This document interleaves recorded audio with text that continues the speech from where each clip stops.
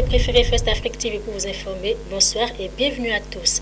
La remise des matériels roulants et informatiques aux communes bénéficiaires du programme d'adaptation des villes au changement climatique PAVIC a eu lieu ce vendredi 27 mai au ministère du cadre de vie et du développement durable. Financé par l'Agence française de développement, le projet PAVIC vise à améliorer le cadre de vie et la résilience des territoires et des populations béninoises en prenant en compte les risques liés au changement climatique dans la planification urbaine.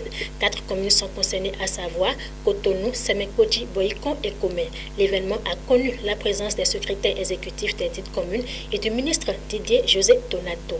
La Cour constitutionnelle déclare contraire à la Constitution la requête du sieur Alfred Thierry Médémé Anato sur l'article 142, dernier alinéa du Code électoral.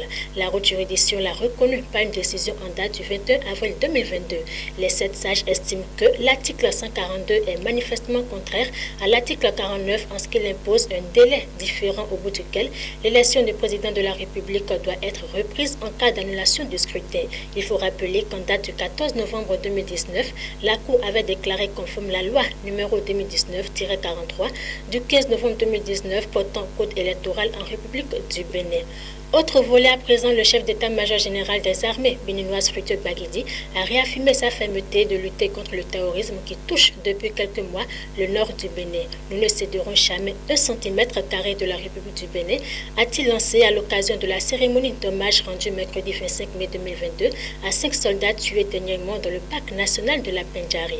Il poursuit en promettant que l'armée fera de son possible pour arrêter les violences terroristes et a précisé que tout est mis en œuvre pour minimiser à l'avenir les pertes dans les rangs des forces de défense et de sécurité du Bénin.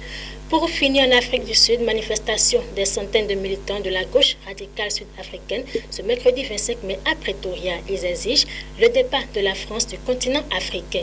Julius Malema, dirigeant du parti Les Combattants de la Liberté économique, instigateur de cette manifestation, a exigé de rencontrer un représentant français sous peine de bloquer les accès de l'ambassade de France près l'Afrique du Sud. Lors d'une brève apparition, l'ambassadeur de France, Aurélien Le Chevalier, s'est adressé aux manifestants et a déclaré « Nous sommes les amis des nations africaines ». Fin de ce flash d'information. Merci d'avoir suivi. Bon week-end à chacun et à tous.